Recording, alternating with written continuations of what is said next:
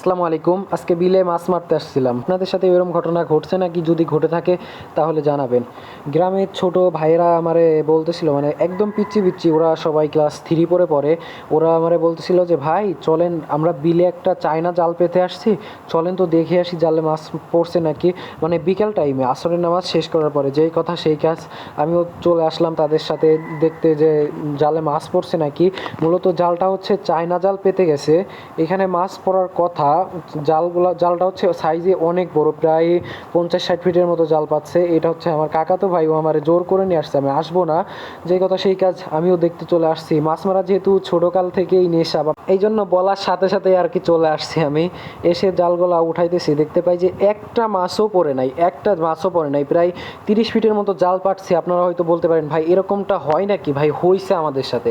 আমরা হচ্ছে ওরা হচ্ছে 12টার দিকে এসে জাল পেতে গেছে, আমরা হচ্ছে 6টার দিকে জালটা উঠাইতে আসছি। এখন এসে দেখি একটা মাছও পড়ে নাই। ভাই আপনারা হয়তো বিশ্বাস করবেন না, ভিডিওর মাধ্যমে হয়তো সুন্দর মতো দেখা যাচ্ছে না, বাট একটা মাছও পড়ে নাই। একটা পুঁটি মাছ যে পড়বে তাও পড়ে নাই। প্রায় 6-7 ঘন্টা আগে এখানে দেখতে পাচ্ছেন একটা শোল মাছ মরে পড়ে আছে, প্রায় 700 গ্রামের মতো একটা শোল মাছ মরে পচে গেছে প্রায়।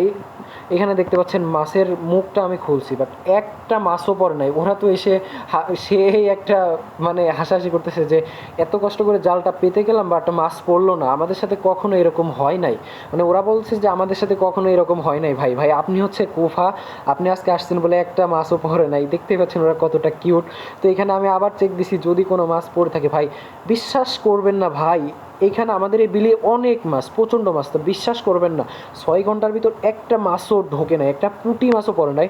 আমার কেন জানি মনে হচ্ছে আমরা জাল পেতে গেছি বা 1 থেকে 2 ঘন্টা আগে অন্য লোকেরা এসে আমাদের জালের মাছ খুলে নিয়ে গেছে বা বের করে নিয়ে গেছে। এখন আপনারা বলতে পারেন যে ভাই আপনি মিথ্যা কথা বলতেছেন, 6 ঘন্টা যাবৎ চায়না জাল পেতে রাখলে একটা মাছও পড়বে না, এটা বিশ্বাসযোগ্য না, এটা অবিশ্বাসযোগ্য। ভাই মূলত হয়েছে আমাদের সাথে এই ঘটনাটা। আপনারা যদি এখন না বিশ্বাস করেন, কিচ্ছু করার নাই।